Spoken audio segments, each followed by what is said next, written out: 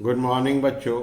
मैं BL अग्रवाल आज आपको इस लेक्चर में कॉरपोरेट अकाउंट का एक चैप्टर होल्डिंग कंपनी का एक प्रॉब्लम जिसमें रिवैल्यूएशन होगा, साथ में डेप्रिसिएशन होगा।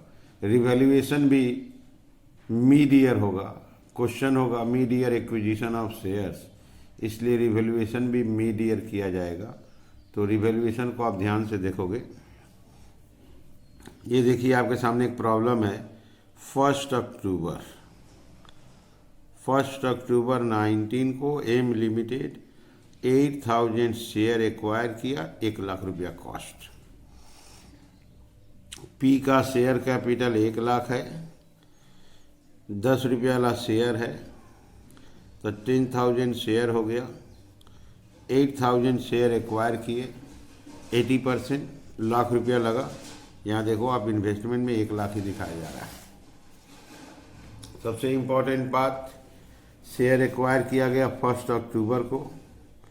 ये हुआ बैलेंस शीट का डेट 19 से 20, यहाँ एक्वायर किए। ये 6 मंथ हो चुका है, यहाँ और 6 मंथ होगा। दैट इज रेशियो हो गया 6:6।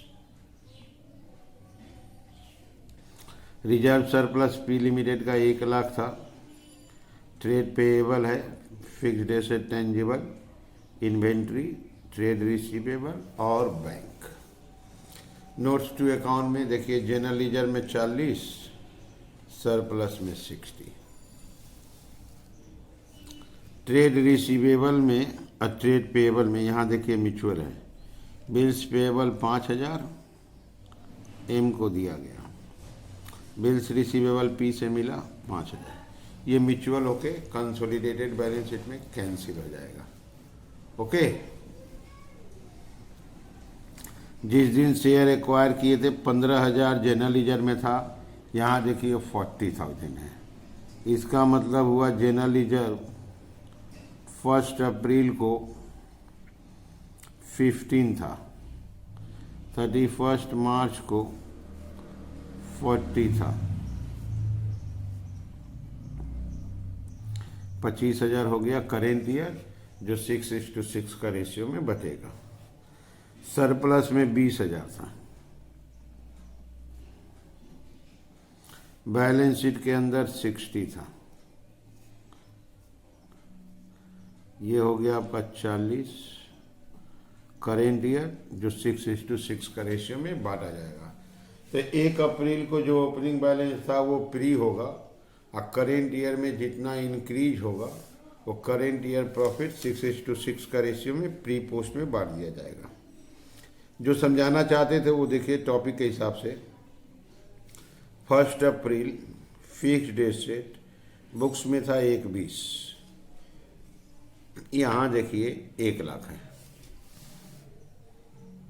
देखे नीचे देखिए 1,20 का एसेट्स है ओपनिंग, और 1,00,000 रुपया हो गया है क्लोजिंग। तो डेप्रिसिएशन अगर आप देखोगे, opening minus closing by opening into 100, 16.67। Okay. Opening से closing minus divided by opening into 100। बोला है कि on the date of acquisition, मतलब 1/10 को उसका मार्केट वैल्यू हो गया 1,40। ये जो 1,20 है 1 अप्रैल का है, इसमें से 6 महीना का डेप्रिसिएशन बाद दे देंगे। 1,20 में से 6 महीना का डेप्रिसिएशन 10,000 होगा, तो वो 1,10 बचेगा। ये होगा बुक वैल्यू। मार्केट वैल्यू हुआ 1,40, 30,000 प्रॉफिट माना जाएगा। इसका इफेक्ट अभी तक लिया नहीं है। इन्वेंट्री में 12,000 का स्टॉक है, जिसके ऊपर 25% profit on sale, that is 25,500। ये एक नया एडजस्टमेंट देखिए, propose dividend.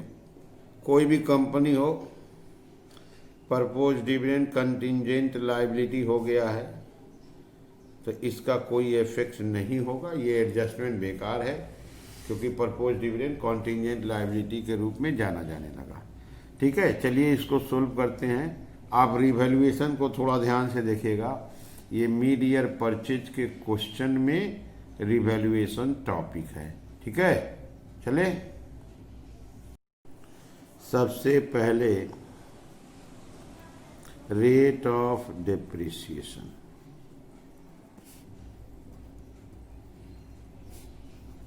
Opening minus closing divided by opening into 100।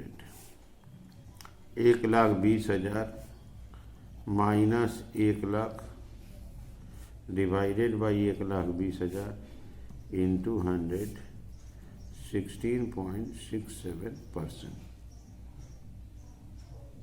Item का नाम fixed assets. Building machine furniture बोल के नहीं है। अब पता लगाएंगे जिस दिन शेयर एक्वायर किए उस दिन बुक वैल्यू कितना था। बुक वैल्यू एज ऑन 1/10/19, जिस दिन शेयर एक्वायर किए उस दिन का बुक वैल्यू चाहिए। तो बुक वैल्यू पता है 1 अप्रैल 19 का 1,20,000 है। 1 अक्टूबर ले जाना है तो डेप्रिसिएशन करना होगा फॉर 6 मंथ 10,000, 1,10,000 आ जाएगा। रिवैल्यूएशन प्रॉफिट, जिसका बुक वैल्यू 1,10,000 आया उसका वो मार्केट में वैल्यू था 1,40,000 माइनस 1,10,000, तो प्रॉफिट आ गया आपका। इसके ऊपर डेप्रिसिएशन 30,000, 16.67%, और 6 महीना बचा हुआ है, दैट इज 2,500। ये रिवैल्यूएशन एक बार आप फिर समझ लो दोबारा। 1 अक्टूबर को शेयर एक्वायर किया गया तो 1 अक्टूबर को रिवैल्यूएशन किया जाएगा, तो बुक वैल्यू 1 अक्टूबर का चाहिए। Opening value closing value divided by opening से डेप्रिसिएशन आ गया। ये जो वैल्यू था 1 अप्रैल का था, 6 महीना का डेप्रिसिएशन माइनस करेंगे तो 1 अक्टूबर का वैल्यू आ जाएगा। 1 अक्टूबर का market value 1,40, book value 1,10, profit आ गया 30,000। इसके ऊपर बचा हुआ 6 महीना का डेप्रिसिएशन। अब हम लोग जैसे वर्किंग करते थे वो वर्किंग किया जाएगा।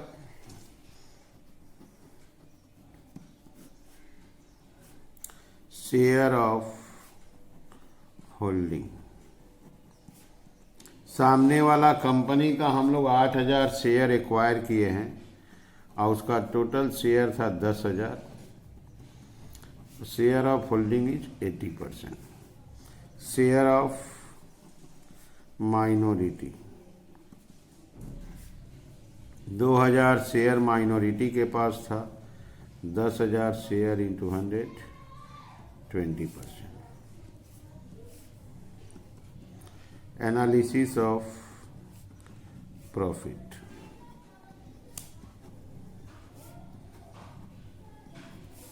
जनरल रिजर्व 1 अप्रैल 19 के डेट में आपका 15,000 है। बैलेंस शीट के अंदर में 40,000 है, तो करेंट ईयर का तो रेशियो है 25,000 का बंटवारा होगा 12,500 12,500। ठीक वैसे ही सरप्लस 1 अप्रैल 19 के डेट में सरप्लस 20,000 है, पूरा फ्री होगा करेंट ईयर। 6 बैलेंस शीट में करेंट ईयर निकालेंगे। बैलेंस शीट में 60 है तो 40 का आधा 20. Revaluation of fixed assets 30,000 profit आया था, 2500 डिप्रिसिएशन था। और कोई आइटम तो नहीं है एनालिसिस के लायक।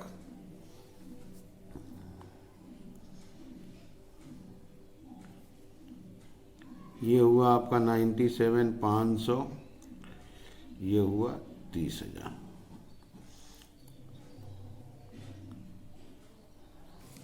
Less minority interest, 20% minority interest है आपका 19,500।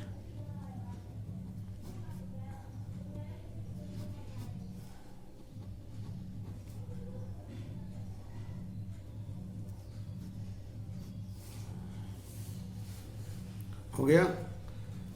ये हो गया आपका analysis of profit. Working number 3, cost of control, value of investment. उसका हम लोग शेयर एक्वायर किए थे 1,00,000 रुपया में, less paid up value of share 8,000, share का वैल्यू हुआ आपका 80,000, प्री एक्विजिशन प्रॉफिट 78,000, 158,000। आपका 58,000 आ गया, इसका नाम हो जाएगा कैपिटल रिजर्व। ओके, तो ये हो गया हम लोग का 3 वर्किंग, मेन वर्किंग रिवैल्यूएशन बिना नंबरिंग का रख दिए। इसके बाद वर्किंग नंबर 4 में आते हैं, माइनॉरिटी इंटरेस्ट।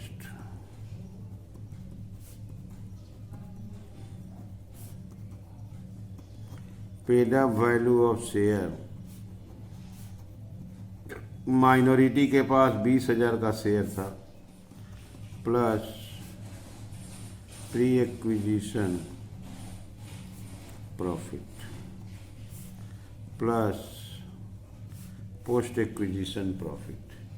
प्री आया था इसका 19,500, पोस्ट था 6,000, 45,500।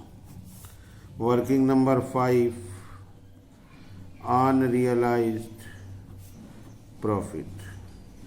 अनरियलाइज्ड प्रॉफिट के लिए स्टॉक बताया था, स्टॉक आपका 12,000 और 25%, 25% ऑन सेल था, that is 3,000। Consolidated general ledger,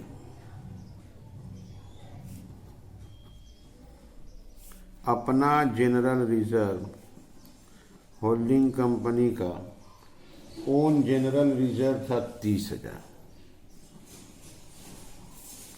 इसमें प्लस होगा पोस्ट एक्विजिशन। पोस्ट कॉलम में जनरल रिजर्व का था 12,500, वहाँ से 80% 10,000। ओके, कंसोलिडेटेड सरप्लस,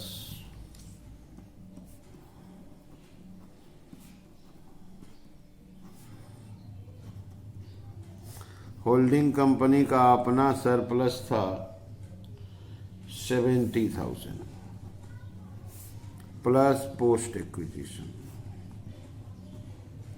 पोस्ट का फाइनल आंसर 24,000 था, 10,000 general reserve, 14,000 minus unrealised profit 3,000, 81,000।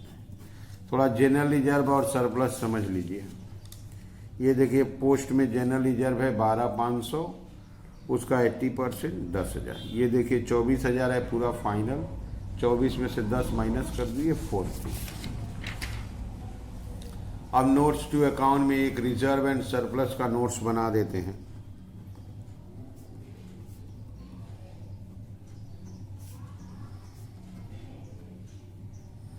Reserve and surplus, general reserve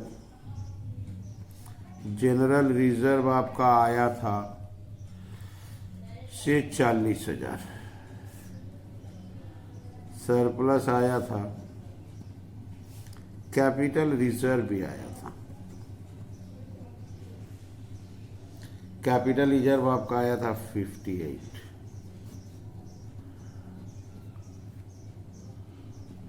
$179।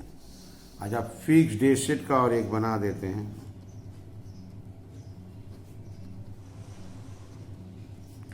Tangible fixed assets,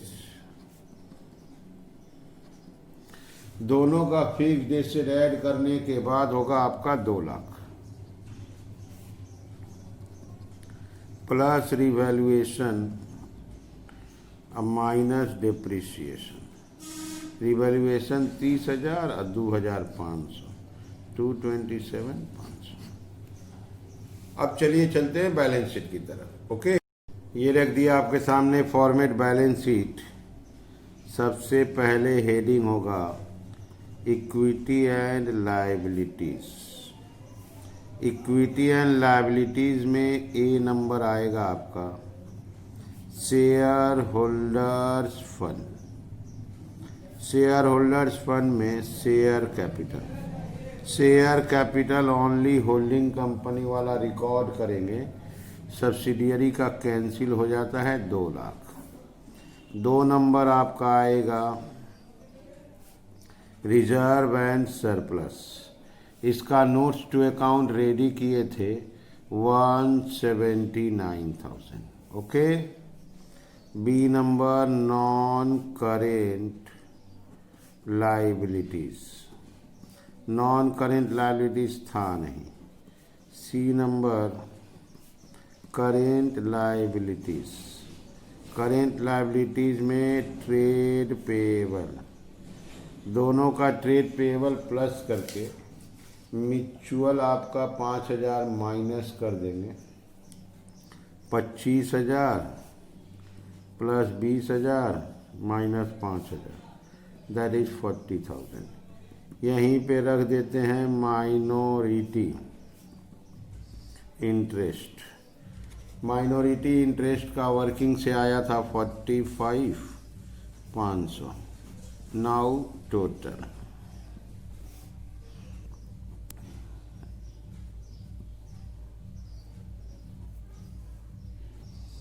$464,000 is total. अब आ जाते हैं एसेट्स की तरफ। सबसे पहले हेडिंग देते हैं assets. A number non current assets, roman 1 fixed assets. Fixed assets में टेंजिबल, इसका भी नोट्स बनाए थे 227,500। बी नंबर करेंट एसेट्स, इसमें ले आते हैं इन्वेंट्री। इन्वेंट्री से अनरियलाइज प्रॉफिट माइनस हो जाएगा। ये आपका था 50,000 प्लस 40,000 और minus 3,000, 87,000। Trade receivable, trade receivable से वो 5,000 म्यूचुअल माइनस हो जाएगा। 70 माइनस 5, 135,000। कैश एंड बैंक दोनों ऐड कर देते हैं। दोनों को ऐड करने से आपका 15,000। ये टोटल करते हैं, ये आया आपका 500,